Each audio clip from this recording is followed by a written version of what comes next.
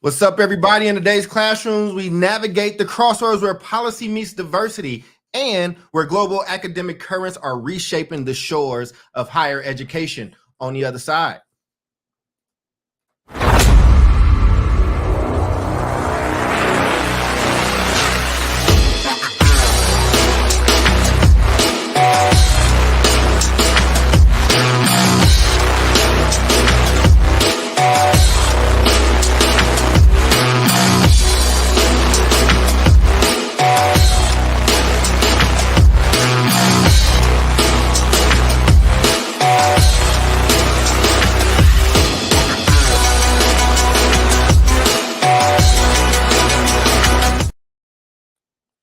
Hello, everybody. Welcome back to another episode of the South Star Classroom. That's David, that's Jude, that's Omar, and I am Charles. I'm very, very excited for today's episode. But before we do that, because I hate this part, but I'm getting good at it, I'm going to give very specific instructions. 3 lines or less of how you are doing.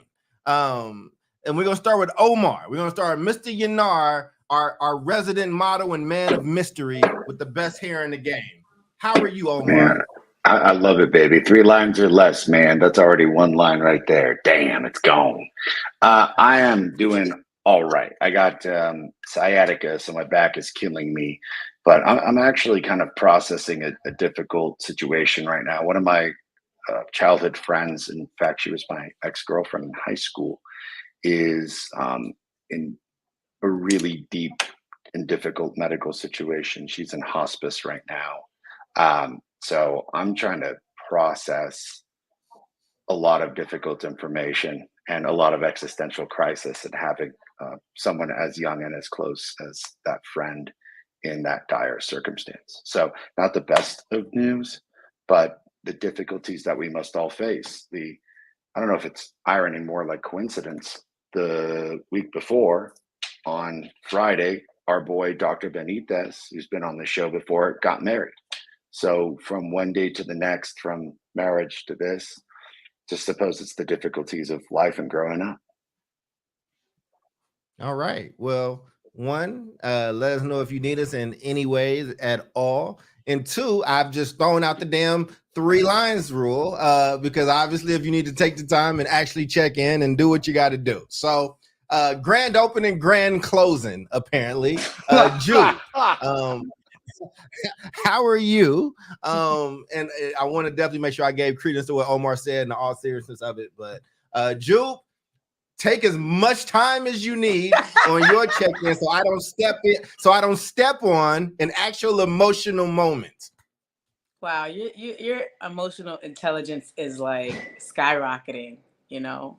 Oh. I think it's because of my presence on this show, I have to say. I'm going to take all the credit for that. I'm all right. I made dinner, so I'll just tell you what I made. That'll be my check-in. I made filet mignon with garlic butter. I made Mexican street corn, vegan, but don't tell my kids it's vegan. Well, the mayonnaise is. Some sauteed green beans and some sweet potato souffle. And because of that, I am feeling great, because juggling motherhood and life and all the other things sometimes gets in the way of really having the time to cook a really good meal. So I'm grateful to have been able to do that today. And that's my check-in. All right. David, how are you doing, good brother? And the unmute. I was just waiting to see you. I'm doing well. I could see the disappointment in himself when he was like, I've been having tech problems lately. I've been having technology problems. That's another story. I'm doing good. The home front's good. Work front is good. I've been thinking a lot about what's happening in the Middle East. These last couple of weeks. I know we talked about it a couple of weeks ago, but it just feels like it's very heavy. Been thinking a lot about, like an international global call for a ceasefire. I think that's got to happen. And I've also been thinking about the parallels of, living, being a person of Mexican American Chicano background, living along a militarized border, right? When Mexico is just like 20 miles away from me, and it's essentially, there are a lot of parallels between, what's happening along our border and what's happening over there. These like militarized spaces where people at one point in time, where the land was open, the land was free, right? So I've been thinking a lot about those parallels too. Maybe a future topic on the show. But yeah, that's it. Okay. All right. Well, looks like these check-ins was definitely needed today. And if we need to hard pivot on any of these topics, we can definitely do that. And Jubilee, don't hurt yourself, patting yourself on the back, please. We'd hate to have to. Oh my God, I didn't know it would work. Did you see that? Oh, did you do it? God. Yeah, it she worked. did. She did. She did.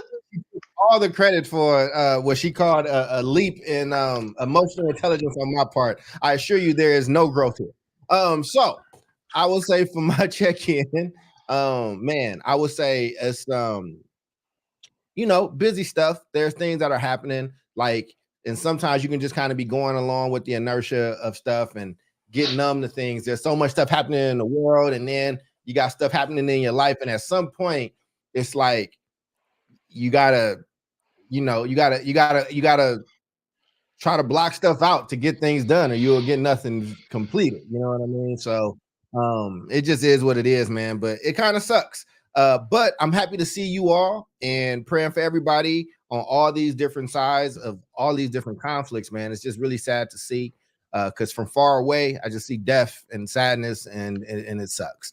And but I've been learning. You've been forced to learn in this moment if you are of conscious age and stuff. So, such is life, man. And today we're gonna dive into like the issue of colleges and in two different ways. And so in the first one, we're gonna begin with a topic that's just, causing a lot of discussion in seminar rooms and lounges alike. It's the Supreme Court's decision to end affirmative action in college admissions, and it's been having a ripple effect. The pivotal ruling is reshaping the collegiate journeys for students of color, and is challenging institutions to rethink diversity and asking us all to consider what inclusion truly means in education. So, of the two topics, we're going to start here in the country.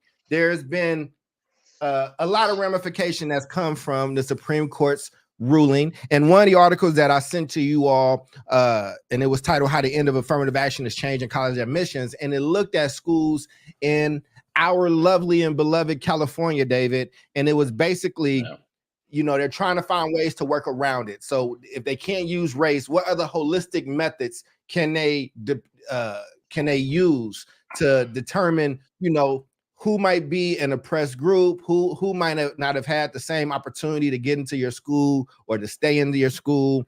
And they're trying to be, as, I don't know, creative as they can. And, I don't know if you all got a chance to read the article, but my centralized question around this is like, just what type of strategies would you employ? Or what do you think of these strategies that they've done to kind of combat all the just negative stuff that's come out of the recent ruling from the Supreme Court on students of color? Go ahead, Omar. I saw you come off. Yeah, no, man. I got a couple of things to say just because I was there and I wasn't knee deep in the situation, but this happened in California in 1996. So this is how like history rhymes, right? Yeah. In 1996, there was a proposition in California. The two of y'all should know it super well, called Prop 209, right? And Prop 209 basically eliminated affirmative action for the entirety of public universities in California, particularly like the UC system, right? The University of California system. Bear in mind for our audience, like the UC system, probably still to this day, but definitively in like the 80s, 90s, and 2000s, gold standard of public universities. Berkeley always ranked #1 public university in the country. These days, I think it may be fluctuating between like UCLA, which is another UC school. But y'all, that happened, and I was in California as this was going on because it may have gotten passed in 1996, gotten enacted in 1998, which is my first year of college. And dude, like Berkeley, UCLA, and everything else, it became like 87% Asian. And like, look, dude, like the Asians are like killing it, right? It's nothing, not to say that they're like test scores and their GPAs aren't definitively perfect, but that was what the consequence was. And there were two scale consequences, right? One, the black and brown population in the UC system like exponentially decreased. And I mean like exponentially. It was like a 40% decrease in black and brown students, particularly at UCLA and UC Berkeley during that time. So this had two scale effect where not only did the population decrease, but then no black and brown kid wanted to go to Berkeley or UCLA anymore because they were like, well, there are no black and brown students on that campus. Yo, it took the UC system, according to an NPR study, 25 years and over $500 million to use these alternative methods to try to get back the levels of diversity and inclusion that the UC systems had before Prop 209. So they've been trying to get back to those numbers, and then this just happened, and they're like, dude, really? Again, we did this experiment, didn't work out. Problem here is that this is now national, right? And David, Charles, Jubilee, you probably have a better idea than me. Is this affecting public universities and private universities, or mostly public universities? I think it's directly impacting public universities, because we're talking about what you can and can't do with public government money, and it's indirectly impacting private colleges because they are responding to a growing need, right, to attract a more like diverse student demographic, right? So it's got this like an indirect impact, but I don't know. I mean, private colleges get. I mean, it's a good question. Private colleges do receive, government funds in the form of like grants, that students bring in. But I don't think there's any. I could be wrong. I don't think there's an impact to their ability to use race as a criteria for admission. Anybody know? Well, I can tell you what it says from the notes. It says, in reaction to the ruling, private colleges in California are stepping up outreach to maintain diverse enrollments. Initiatives include increased campus visits for high school students and engagement with high school counselors to emphasize their commitment to diversity despite the end of race-based admission. So what it sounds like is that this opened up a door and a pathway to legal ramifications if you can prove that you were denied entry to a university of any type based on race. So they're trying to find ways to work around it, which is why I think this article was highlighting the efforts of private universities, like in Pomona and Stanford, and things of that nature. And I think the article also pointed out that the ramifications in the 90s were drastic. Like you said, Omar, like UC Berkeley, like those numbers super dwindled. And I think they were putting out numbers of UC Berkeley last year. And I think those numbers were like single digit, you know what I'm saying? Like single digit percentage points of people of color. And I also want to be very clear too. Like, I think I have people of color-itis. I'm going to write something called people of color-itis because when you say that, it's a misnomer, right? Like it wasn't all people of color that saw a drop. Black people, brown people, first-gen people, like those people saw a significant drop, and the lawsuit was brought about by quote unquote people of color from the Harvard case, right? So I mean, I just think it's important. Language is important there, and I hate to be that person, but I think having to be precise in the moment so people understood exactly what's happening is key. And I think what you also saw was a particular group, a demographic that is, falls under the umbrella when we say people of color. Asian numbers went up, right? Skyrocketed. As well as international students of color, right? But students coming from outside of the country. So I agree with you, Charles. To say people of color, you have to break that down even more because there's a lot happening. That's a really good point. Even within that. Yeah, man. Yeah, I'll that's a tell good you ass all when point, I got man. into a lot of trouble because I said, do not put BIPOC on me, and it was a thing. I can go into detail, but if we have some space at the end of this topic, and one of y'all bring it back up, I absolutely will. But Jubilee Ransom, the person who took all the credit for my my lack in EQ. I should have never showed you how to do this. I should have never showed any of you. Like, just for the people that are listening, I showed them how to do symbols last week with the new update. And since then, Omar and Jubilee have been 7 years old. Okay, they have just been doing as many symbols as they can, I and can't it's stop. crazy. I won't Oh my stop, God, man, not man. up. It's horrible. Bad boy, So man. Jubilee, we have a show to run, love. Ma'am, can you let us know what are your thoughts on what we're talking about today, and what strategies would you like to employ? Because I know you have a way that you like to do these things. First of all, I'm wearing my New Pulse, my SUNY New Pulse. That's State University of New York at New Pulse. That's where I went to Nice. school. I am fully publicly educated. Public schools all my life, K-12 and college. SUNY New Pulse is where I got my communications and French degree.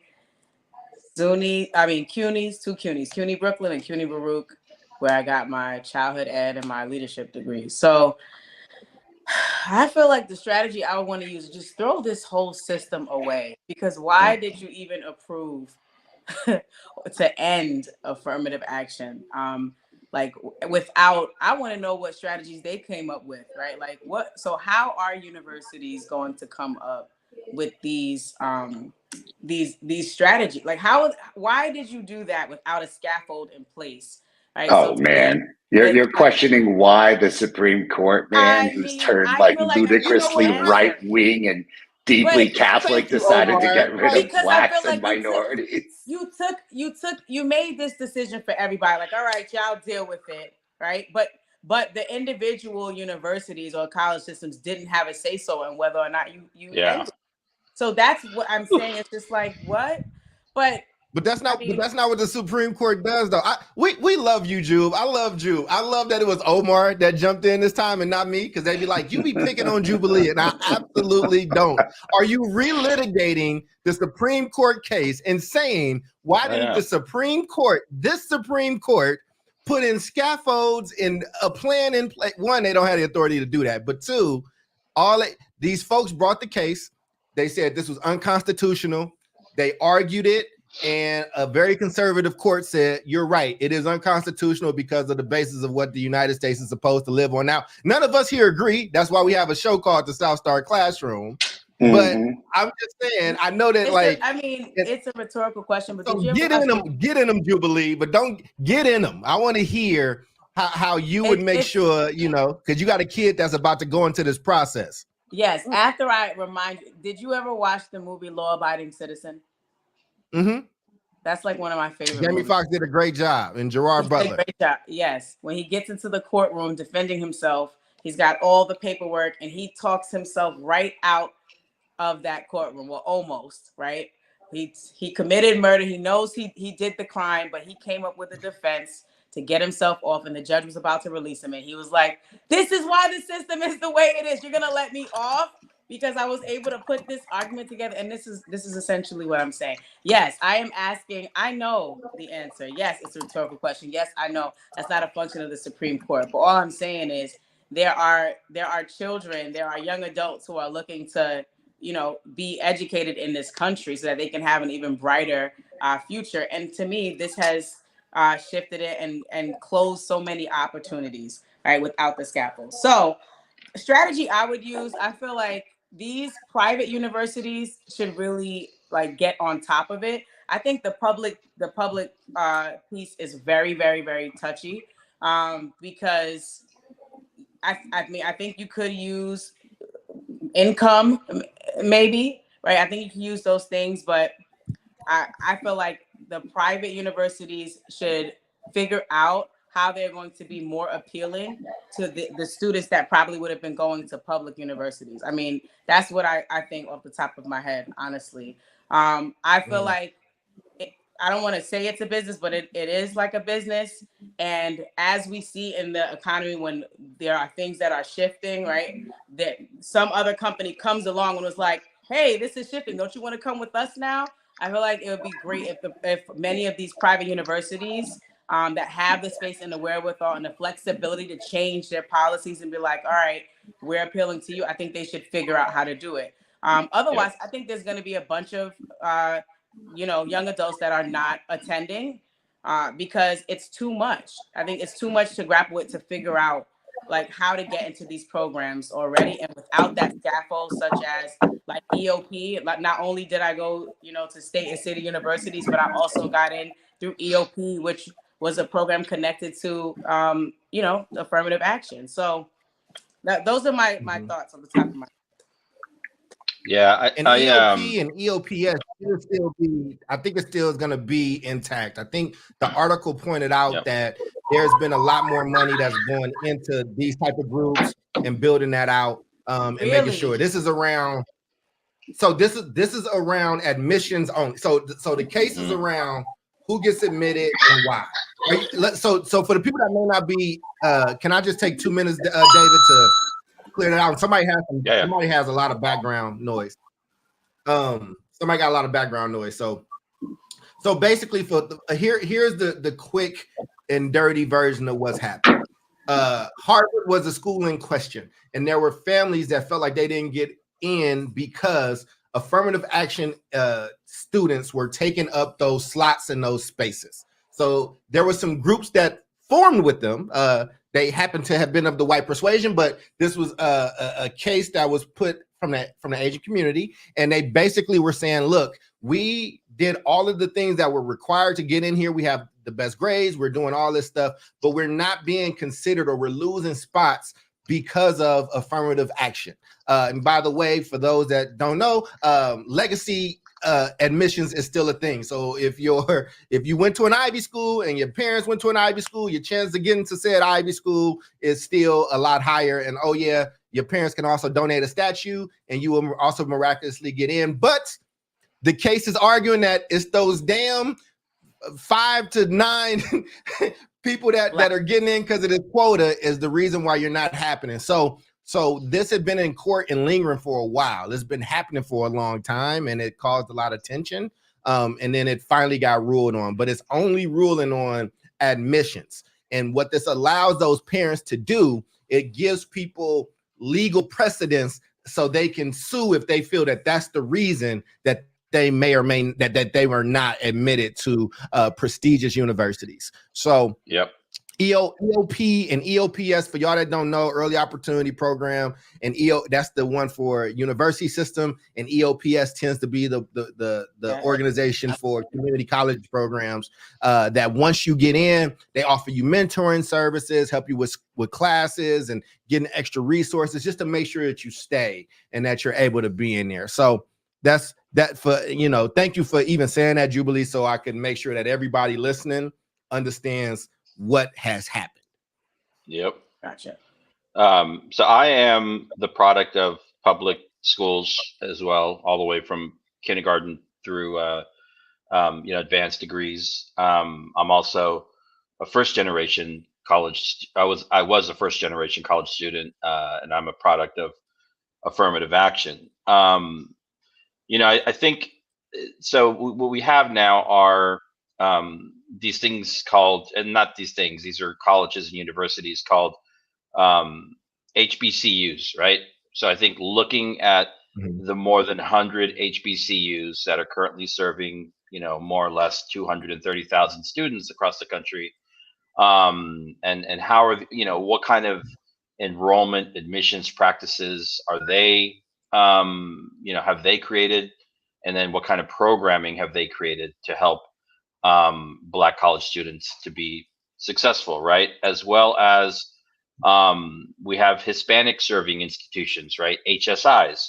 There are close, just over 500 Hispanic serving institutions that have been labeled as HSIs by the government, public and private universities across the country, serving more than 2 million Hispanic students, right? So I think we need to look at what people are actually doing and what's working in terms of how they enroll, their criteria, their admissions practices, their financial aid practices.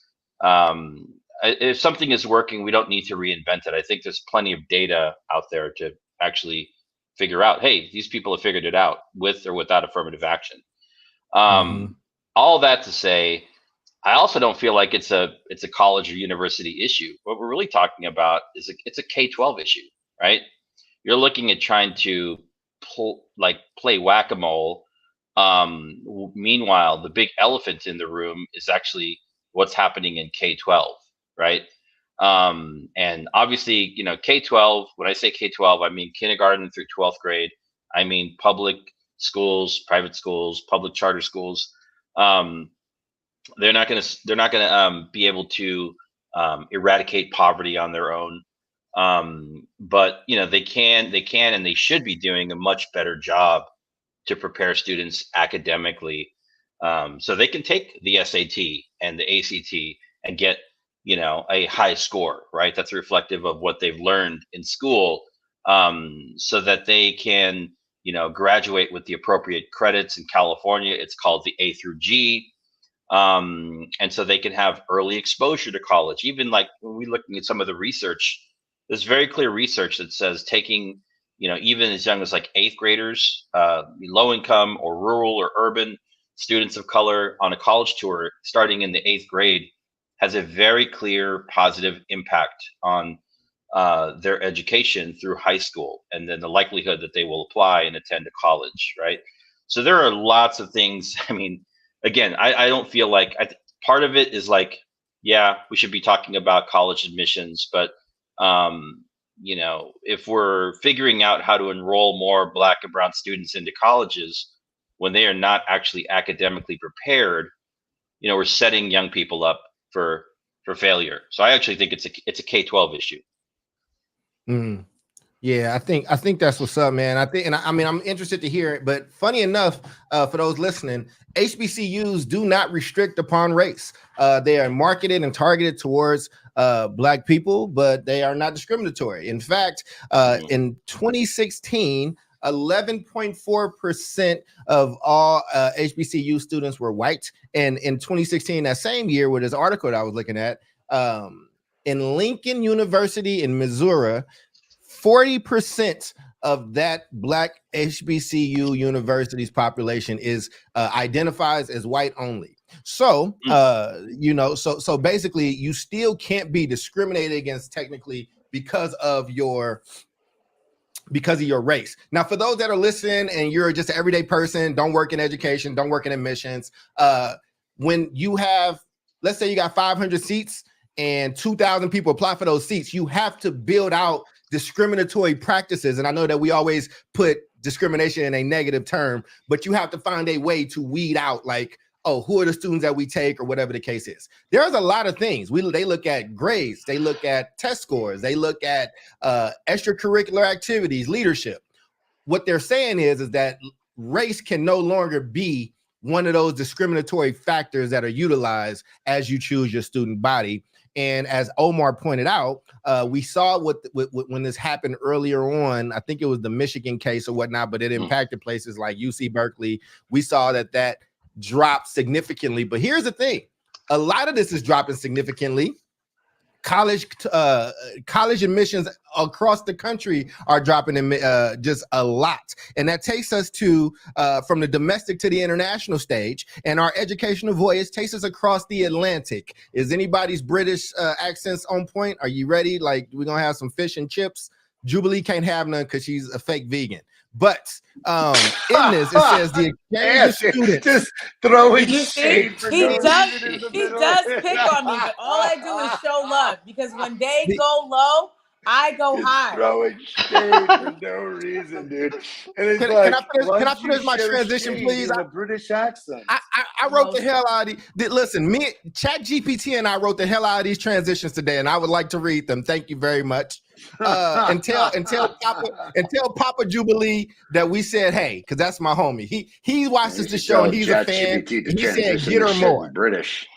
Some English ass accents. Ask ChatGPT to do that shit. Here's the thing, right? So United States university enrollment is dropping a ton, and the exchange of students between the UK and the US is a compelling narrative of culture and intellectual diversity, mirroring the very conversation that we are having stateside. The UK is now targeting the United States student population, and they're making it easier for them to be able to get in. And you've always had this in some form, right? The same way people from all over the world want to go to UC Berkeley or Harvard, there are people that also want to go to Oxford, or they have some very prestigious universities across the pond. So as we talk about this, right, like there's been a nearly 10% rise of transatlantic applicants, and the UK had concentrated a lot of its attention on China. China is one of the biggest exporter of students here to the United States and to the UK, but they had oversaturated there. So they have now been focusing on getting in the United States students. Now, 10% increase may not sound like a lot, but it's a sign of things to come. So how do we feel that rates are declining in the United States? People are becoming less enchanted with the idea of college and university as well. And there are a bunch more eager students that are applying to UK universities, not exchange programs, but just flat out, I want to go be a UK student. What does this mean to you all? How are you reacting to it? And what does this mean about the state of higher education here in this country? Let's start with Jubilee. You know what? I had enough of you picking on me. Oh man, can't see nothing. Go ahead. My first thought is good for them. What did you say? Put me back in a 4 square, please, so I can see, especially your face. Don't. Put me back. You know, you're real spicy today. But no, listen, I mess with Omar all the time about his international man of mystery. I'm never gonna mess with David like that because that's like my OG. That really just leaves you, Jubilee, and you're the only other black person, y'all. I'm sorry. I noticed the this is the anti. You can't. We've ended affirmative action, but affirmative action is still here today. So this is gonna be some black on black there you go. right now. So go ahead, black girl. Listen, I think good for them people. Very good. And I think that maybe we won't get the response we need until those numbers continue to dwindle down. Like, yo, is anybody a doctor in here? Oh, we don't have any doctors as a nation.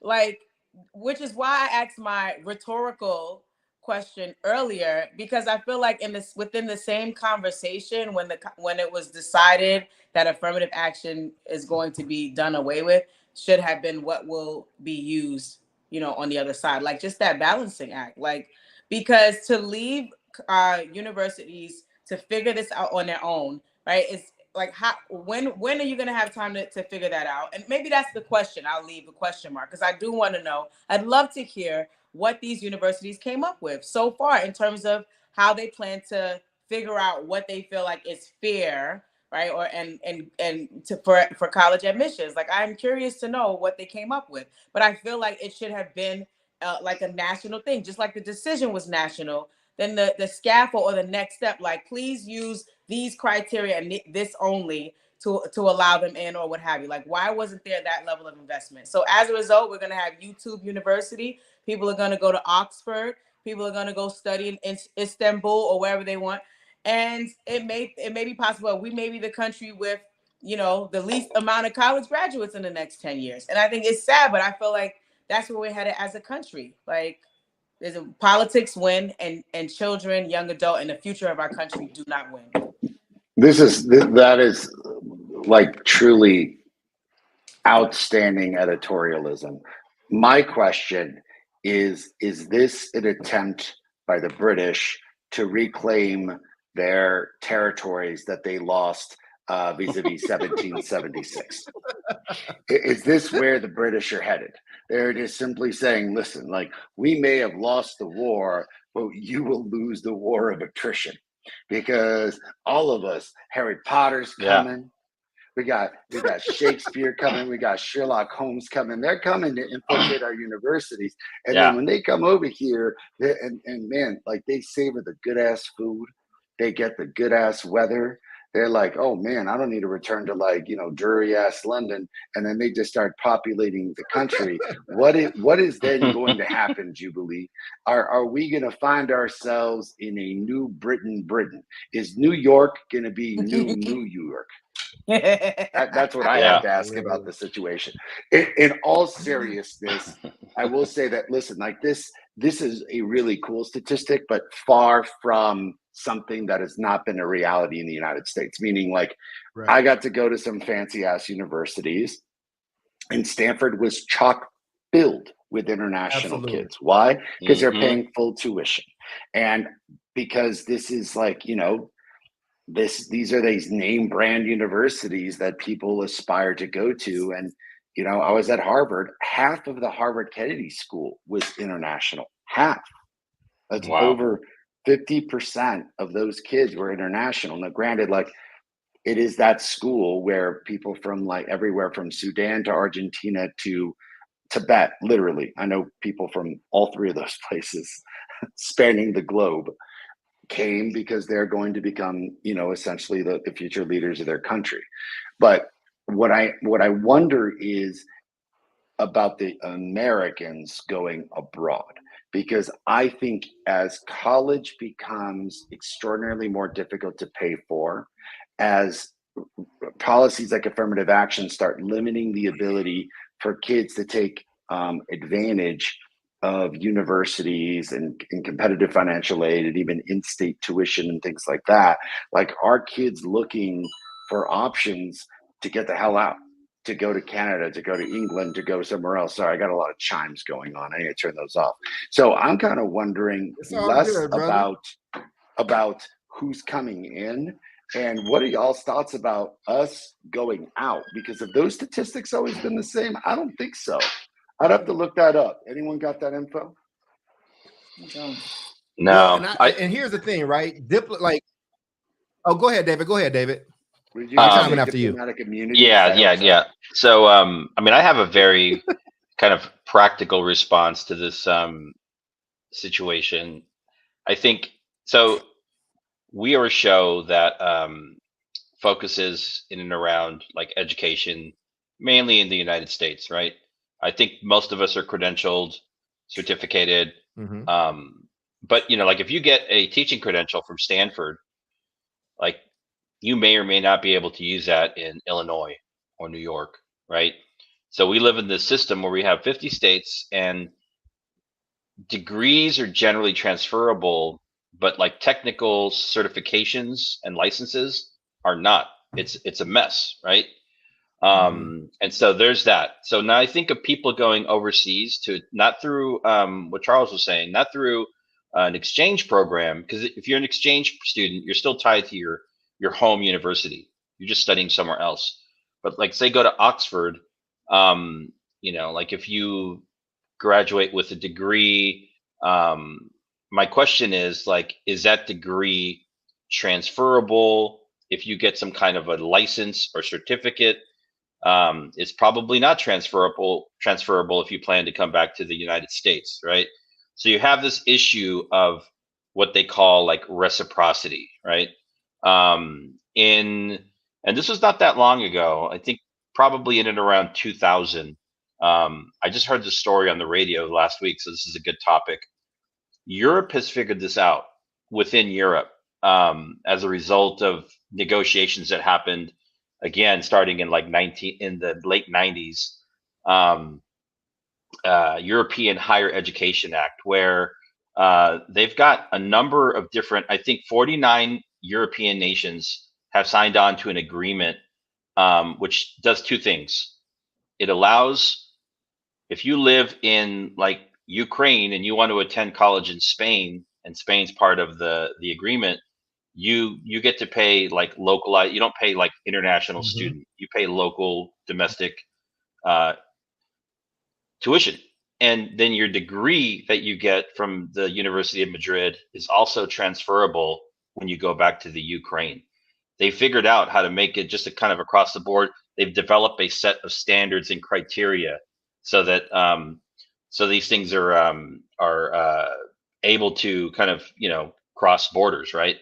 And that's pretty groundbreaking. But so again, my question is, like, if you go overseas to get an education and you study at Oxford or wherever else, like, just you have to think about, like, what can you actually do with that, right? Is it actually valid in the US or wherever you plan to go after that? I like the idea that Europe has already figured this out. And it looks like they're working on trying to do something similar with Europe and the US right now, trying to tackle that. So it's kind of connected, but I thought I would add that to the conversation. It's an expensive piece of paper. Yeah, and I think it's a very expensive piece of paper, and I think that as we had this conversation, I mean, the United States. So a bit more history, right? Like, the United States has always done this. We've always tried to attract and be the home of, like, the smartest people in the world, right? So again, David and I both lived in the Bay Area for a long time. The internet that we are on, like, there was a boom there, and the United States was actively attracting folks from certain parts of Asia and Indian folks. If you go to Fremont, if you go to the South Bay, it's a huge Asian and Indian population there, and a lot of them are some of the best coders and tech people that you would ever meet, right? Like, we have always been kind of one of those destination places. But I think over the last few, dare I say, decades, but I would say even more recently, in the last 15 or so years, I think United States top, like, ilk universities have become less rigorous. And I think that, I don't know if you all saw that article a long time, not like a few years ago, maybe. I think we might have been doing a show where at MIT, some of the students were complaining that the math was too hard.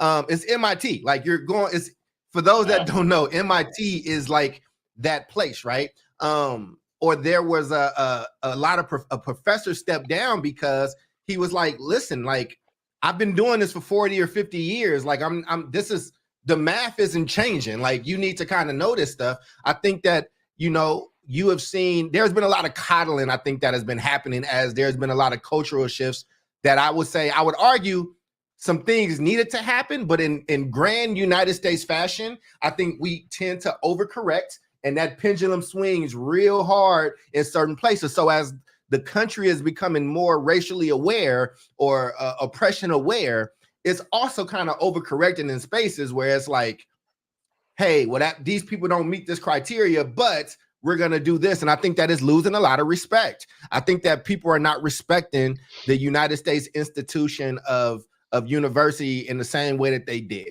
We talked about let me give you an example, right? We talked about Oppenheimer a while ago and all that stuff. Oppenheimer, a lot of that stuff took place at UC Berkeley. He was one of the foremost thinkers in his field, like up there with Albert Einstein, and there was also a German person. And then when the race to who can build these nuclear weapons came on, Germany started to recruit the best minds in the world, and the United States did. So, and all these people were colleagues, and like they knew each other. I don't know if we are still considered, well, we're the United States for the moment.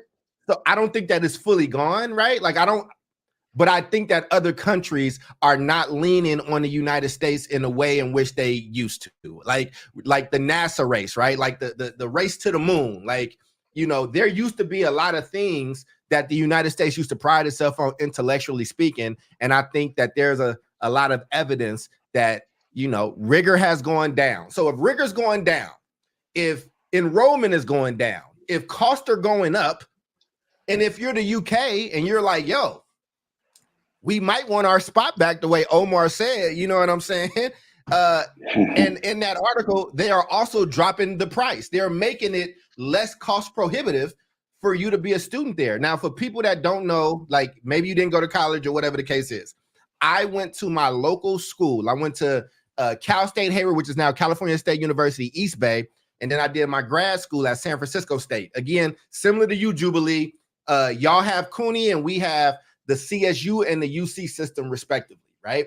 And in that, but in that world of when I was doing it, if I wanted to go to a school not outside of the country, just outside of my state, the out-of-state fees made it so cost prohibitive that it was a benefit for me to stay there. So the strategy that the UK is doing is almost on some level taking those out-of-state, out-of-country fees and allowing for, you know, those that want to go to school there to kind of go there. And listen to the UK folks that we know and love, because Omar knows everybody because he travels everywhere. He is the international man of mystery. He might be in the UK right now. I don't know. I don't know where he is because I've never seen his background before. It's very new, and sometimes he's a hostage. But I will say, you know, I just think that I will say, I mean, I'm just saying though, man, like I do think that the UK hears a lot of the jokes, but I've been in the UK and I know you've been over there. I don't know if the other folks have traveled, but they see us as dumb Americans. They see us as people who are not very cultured. They see us as people that like don't know what's going on outside of that bubble and a gluttonous people at times. I'm not putting that on all the people across the pond. And I'm not even saying that they don't have a good reason to think those things. I just think that both the articles and the topics that we covered today are showing a shift. And we can keep asking, in my opinion, we can keep asking, why aren't these officials doing more? Or what are these officials doing? Or what is the government doing? Or whatever the case is. But I think that thinking or that wanting them to be the people that kind of drive this stuff is going to put us further in the shambles that we're in. I think that we are on our own on this stuff, and I think that we have to dictate certain things. Like, I want the doctoral program that I went to, I think that it is less rigorous than what it was when I started. And I am pushing them.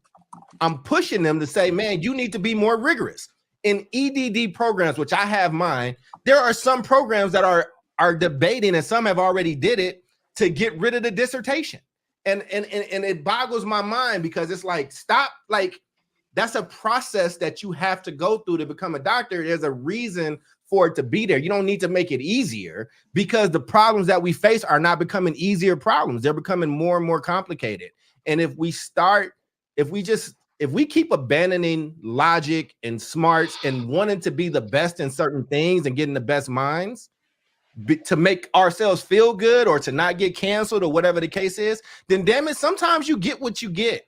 Sometimes you get what you get. And I think these two articles are a warning, and we are warning you. I think you need to start paying attention to what's happening in, around you, and internationally with United States in the crosshairs.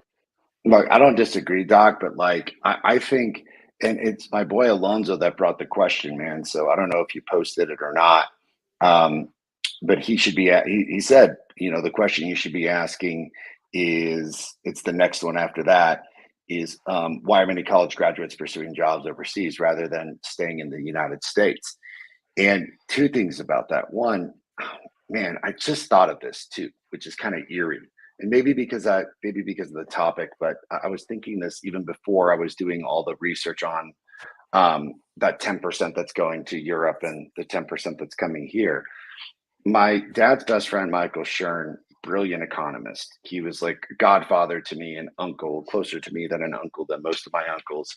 And this was a brilliant guy who grew up in extreme affluence and extraordinary understanding of high level macroeconomics, meaning like he understands the economics of countries and global, and understands the microeconomics of like businesses.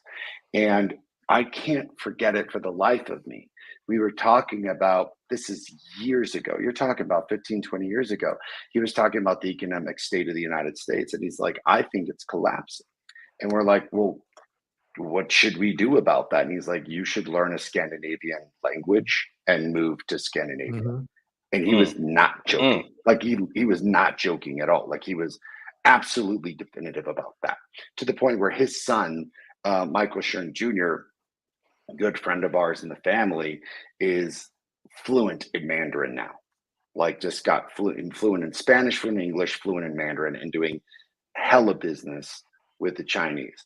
I think what it's getting at is that, is there an understanding amongst this generation or this younger generation, which I know a lot of kids that have moved to Europe, started doing Mhm. whatever menial job they can get done, whether it's teaching English, whether it's cleaning up in a restaurant, whether it's cleaning hotels, in order to gain residency because they need to be there for a year, and then applying with in-state tuition to a number of these Austrian universities, English universities, Scottish universities, like ad nauseum, man. And they are getting an insane education for pennies on the dollars from what the US system is doing. But then because the EU is so strong, they're getting jobs straight out because they've got high skills. They're college graduated, they speak English. Many of them, like who speak Spanish in addition to that, are getting great jobs. Granted, the Europeans speak Or like Chinese. 7 languages. Chinese is a big one Right, too. exactly. So I think it begs a huge question, not just of like, yo, like what are the drivers in the United States that are driving kids out of college? What are the drivers economically that are driving kids to not only go to Europe but stay? And I think that as the policy of globalization gets a bit more, I don't know, smaller, and we accrue a better policy with Europe and the United States, we may see a greater level of fluctuation. But I think it's just a concerning question that I don't necessarily have an answer to, but I see a trend happening currently. And with that, shit, we're at the 51-minute mark, gents. I know, man. We gotta start gearing into final thoughts. But I mean, it's an interesting topic, right? Real quick. Yeah, go ahead, David.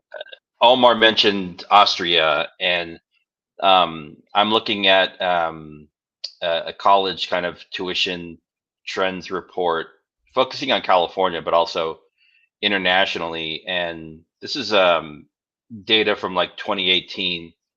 I mean, Austria is like on the far, far low end equivalent of US dollars to attend college university in Austria, the equivalent of $910, right? Luxembourg is actually even cheaper, $673. These are like real public institutions, right? I mean, when we talk about like public school, these are not the UC and the CSU, unless they're giving it away for like incredibly like low, heavily subsidized fees. They're not public. I mean, the cost to attend the CSU in California over the last 3 decades has ballooned almost 1,000%, right? These are not public institutions. So when we say public schools, the CSU and the UC, and I'd say probably the University of Texas and the Texas State University systems, unless they're giving it to you for free, they ain't public. They're making you pay, right? I still owe right, well and into six pay figures. at a rate I owe like well into 6 figures still. Yeah. Say it again, Omar. I spoke over you. Sorry. No, I was saying I think the exact same thing that you were saying. It's like you're paying at a rate that's like alarmingly high. So Crazy. yes, these are public universities, and you have this access, but the tuition is so high. It in comparison to what David just said, if the acquisition of a higher education is a right for the public, how does this cost diminish that right? And I think that's exactly the topic today of affirmative action, which is essentially like, how does the end of affirmative action really diminish, I think, the ability for low socioeconomic and minority kids to access these universities in a way that I think is, I would say, not just equitable, but like consistent with the so-called freedoms that we purport to have in the United States. And I mean, look at those figures, dude. You're like, I would rather be paying $618 per year per semester, either way, versus what Columbia is charging now, which is essentially $120,000 a year. Or like, what's the UC's cost right now? Yeah. And Jubilee, we're about to go into final thoughts. So if you got something to get in here before I transition us, feel free to jump in. I'm over here thinking about making public education free. Like, why does it still cost? Like, again, back to my earlier point, like, I feel like there should be something that levels the playing field. And this country has not done right by Black people, hasn't done right by brown people, hasn't done right by those that are marginalized. So it's just kind of, it's annoying to think about the fact that we still are struggling through K through 12 education and making sure that, you know, Black and brown kids, those that are in poverty, are getting what they need. And we're having this conversation, you know, for secondary education. So I'm over here thinking like, what would it, or how would it look different if, you know what, it's like you don't have to worry about working yourself through school or coming from an affluent family just to get a degree, right? And figuring out what the criteria is. Maybe you have to have this kind of, you know, GPA, or you have to meet these criteria in order to be admitted. But money, right, or these other pieces will not be roadblocks, or barriers to you getting in. Now, what you do with that opportunity, you know, is up to you. So of course, I think admissions could have a conversation about that. But I think there's just too many barriers. And I think a couple of things that happen. People become, you know, disenfranchised, people become disinterested, and they're like, you know what, forget about it, right? Or people become more into, you know, apprenticeships, and they go that route. Mm-hmm. Or people go into the military because it's like, hey, I don't necessarily want to be in it, but at least there'll be some benefit that'll, you know, come out of it. Maybe they can pay for my schooling, right? Or they're gonna go to other countries. And we have so much, you know, talent here in the United States, but it's untapped because of this grave sin of racism. And I think, you know, that is why we will probably as a nation not be able to capitalize on all of the beauty and the talent that exists in our country because of racism and decisions being made with that lens. Yeah, I think we used to import. You know, you used to we are now importing a lot of like the brain power, right? Like a lot of, if you look in the medical field, it's a lot of international people. If you look in tech fields, it's a lot of international people for a myriad of reasons. As we transition, I will just say this last point. You can't raise the prices the way that you're raising and lower the quality and the rigor at the same time. And I think that's what's happening. You're paying more for less, and you're leaving with a piece of paper that don't have the same weight that it used to have. And I just think that's a fatal flaw. And I would just say one of the things that I regret, if I could do it over, I wouldn't do a liberal arts like degree. I did poli-sci, and I enjoyed poli-sci, but I would have did something like economics, or I would have done something even like agriculture, like something with a skill that I can continue to grow and continue to have, as opposed to, hey, there's no job waiting for you because of your skill as somebody in political science. Now, you know, I think, but you know, I didn't have that information when I was making it. But as we are now about to transition, I'm gonna we'll go in reverse order. Jubilee, you're on deck to let's get final thoughts in here and any takeaways to the crowd that they should take. And if you have anything that's, you know, I know we're talking a lot about what systems should do and things like that, but what can we equip? Like, you're about to be a mother who's about to go through this process, and David is not far behind because his little one is growing up as well. You know, what are the insights that you're going to carry in that you want to share with some of these other parents out here? You're muted. Oh, now Jubilee's done it. Jubilee done did it now too. I think like explore all options, you know, like, yes, we live in the United States of America, but no option that can get us to the end result, which is having that degree, is off the table. And I think that's just the way it needs to be. And so for me, that's what I would start looking at. Oh, you see a program you like in Colombia or in Austria or what have you. Maybe before I'd be like, boy, you ain't going there.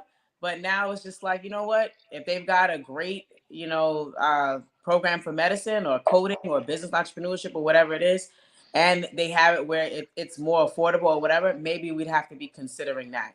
And I also think I got an email from my son's school about like they're doing their first year apprenticeship program where they have this whole kind of co-op program. We go to school 1 week and work the next, or they give you some kind of mentor so you can learn a trade or start your like business entrepreneurship journey. So I definitely be treating those with the same level of interest and intensity as I would, you know, college admission. So that's my final thought. David. Ooh, yeah. So yeah, we're starting high school next year. And so it's going to fly by very quickly, similar to middle school. And so we're definitely thinking about that already. I think for me and for us, it's about balancing, like, we talked about the cost, right, which has skyrocketed over the last 30 or 40 years. It's incredibly expensive now to attend even a public university in California.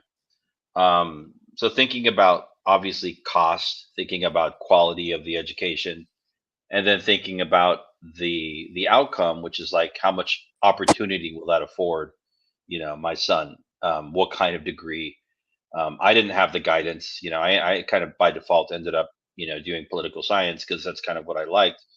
Um, and then fell into education. But I didn't have I had zero guidance from my parents, and my Mhm. son is going to be different for him. He's probably going to have too much guidance. So, I mean, I think about those things for sure. And again, I'll just reiterate, you know, we're talking about college and university, but really there's two things that I think about. Like, we have to figure out a way to lower the cost of attending a public university in the US, period, right? Any state.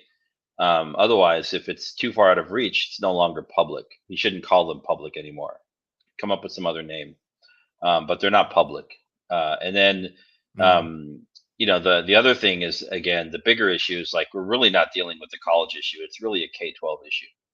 And those things are definitely That's connected. But exactly what I want to talk about. Yep. yeah, good show, Charles. Thank you. Oh, thank you, man. Thank you. Omar, and I want to tee you up, Omar, because I think our audience knows, but you went to two of the most prestigious universities in the world. And so how does this topic he is a child. He is a That's a child, check ladies and for our gentlemen. for our listeners But on how Spotify. does this We topic just hit you discovered that. as an alum of two of the most prestigious universities in the world?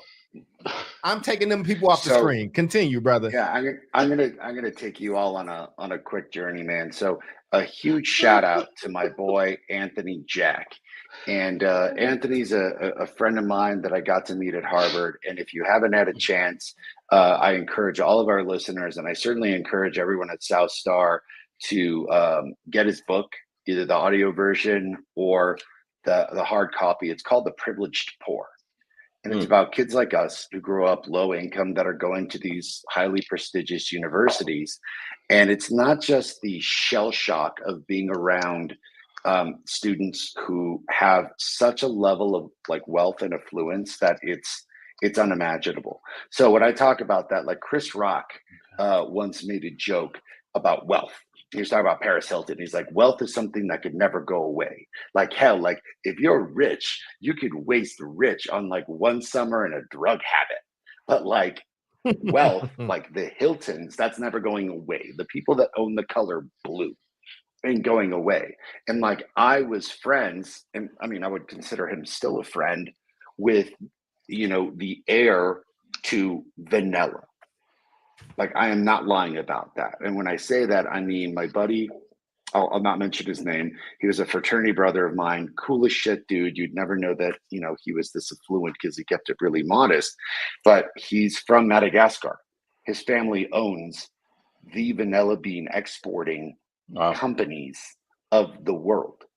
He literally owns vanilla. Like that is a wealth that will never go away.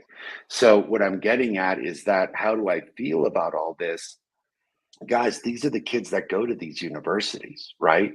And Mhm. Ana Mariporas, who is director of admissions, who I was incredibly close to, who has passed away and I miss immensely. I went into her office all the time. She was a mentor to me because I was like, do I belong here? Like, why am I here? Like, yeah, I'm a smart kid, but like, I feel so radically out of place. And she was really badass. It was like, look, this is Stanford. We don't make mistakes. I remember her saying that vividly. But she was like, Omar, what you're going to do with this education coming from your background, what you talked about in your essays, which I'll mention in a minute, This is why it's so important from someone from your race, from your background, to come into this place, have this kind of education, have access to these kinds of students and these networks, and understand how the people who make global decisions, how their children function. Because as a function of understanding how they work, you will understand how this world works, and you will understand the points of power. And that in itself is a ludicrous education that's not taught in the classroom. It was just about being at Stanford.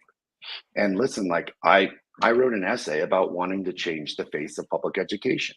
I was intolerant with it. I don't like testing and over testing. I was very adamant about restructuring education, and look where we're at. But Stanford became a catalyst, not just for me to believe that I could be done, but damn if I can't tell you every time that someone's like, oh shit, you graduated from Stanford, you must be able to run a public school. And here I am thinking, like, I don't know, man, like some of the cats that went to school with me can't even run their, like, their Fisher Price make believe school, least of all a real school. But I will tell you that for better or for worse, kids at Stanford and Harvard are running the world, and understanding these paradigms and these folks and these people and how they function, and their parents and the rooms that they're in, and the hierarchy in this country and in this world, I think is an inordinately amazing education. And when you start eliminating kids like me, kids like us, the privileged poor, the black and brown from those spaces, what you're doing is recreating segregation. Because now it is segregation all over again, where access to that kind of place and education is no longer an option. And that, I think, is not only, racist, and people are going to be like, well, you got to earn your way in. And I'm like, look, dude, I earned my way in. Like, hella earned my way into Stanford, dude. However, it is worth connoting, how would a lot of black and brown kids feel if you were the only one there? Because now you're rewinding the time to Stanford in like the 1970s, when I talked to the Cardenales and the elders, being like, yeah, I was like one of 5 brown people there. And it sucked being that, because I had no support network. And therefore, like, where are we at? And it's what Jubilee gets at. It's like, where are we creating greater equity? And it's what David's getting at. It's like, how are we improving K through 12 to allow greater access, not just to universities, but to a workplace and to jobs that require high skill that may not need to require having gone to a Harvard. So, good ass question, but I have a lot to say about it. Yeah. But we're at time, baby. We're at time. I ain't got no time. Well, no time to keep talking. Well, okay. That brother just gave us the 5-minute speech. He was like, I ain't got no time left. It's all good. I love it. No, man, Here's my I final gotta keep thought. going. I ain't gonna stop. I love no, it. I'm gonna stop. You know what I'm gonna do next time? I'm gonna put your final thought at the half mark and just let you go and do it. We're gonna try that. It's gonna be great. I think it'll be worth it. I think in my final thought, I'm a big South Park fan, and it's been going for well over 20 years at this point, and I think they still are the leaders in satire. And along with critiquing Marvel and Disney and whatever, it also was critiquing the fact that Americans don't know how to do anything anymore. So basically, it was talking about the fear of AI and all us nice, fancy, college-educated people, and AI is coming for our jobs, the way it can code, and AI actually helped write this show today. It wrote the exact words that I said to open and lay out this show. And he needed to fix his dishwasher, and he called a handyman. But everybody needed the handyman, so the handyman became rich because he was the only person in the town that actually had a viable skill. A skill that not be replicated by AI or by computer algorithm or by a program. The point that I'm making is this. I think that we need to take a step back and look at what does our country need? What is the things that are needed here? What are those skills? Because I got 4 degrees, but when I bought this house, my cousin, God bless his soul, he passed away during COVID. Like, anytime something broke in this house, I didn't know what the hell to do. Like, and those degrees didn't mean anything except that I had a little bit of money to call in some help. But this man who was a firefighter, who knew how to work with his hands, was able to like do those things. And I think those communities have gotten shunned. That old black mechanic with the cigarette hanging out his mouth that used to fix everybody's car. That Mexican man that knew how to grow Yep. Listen, the Mexican man down the street that knew how to grow anything, that could build anything, that built all his own stuff or whatever the case was. Those people got looked down in society for so long. And very, very soon, all it takes is one more tragedy. All it takes is one more pandemic. All it takes is for AI to truly proliferate, which those doors have been blown off. This country, the United States, is a zero-sum game. And what I mean is they will import that color. They will import that diversity. And the people that don't have skills will be left here to suffer. And I think we knocked and scratched on the surface of a really good topic, but we'll probably have to have another hour to go deeper philosophically. But that should keep you wanting and coming back for more. That's David, that's Omar, that's Jubilee. I have been Charles. We have been the South Star Classroom. I'm gonna give them a second to do all their little child stuff. For the people that's only listening, they've learned how to do things on their screen. And this is why we ain't got have no damn jobs, because AI done took over. And it's a problem. Why won't my fingers work? You do it this way. You do it this way. They can't even make this work. It's between us, there's probably 15 or 16 degrees.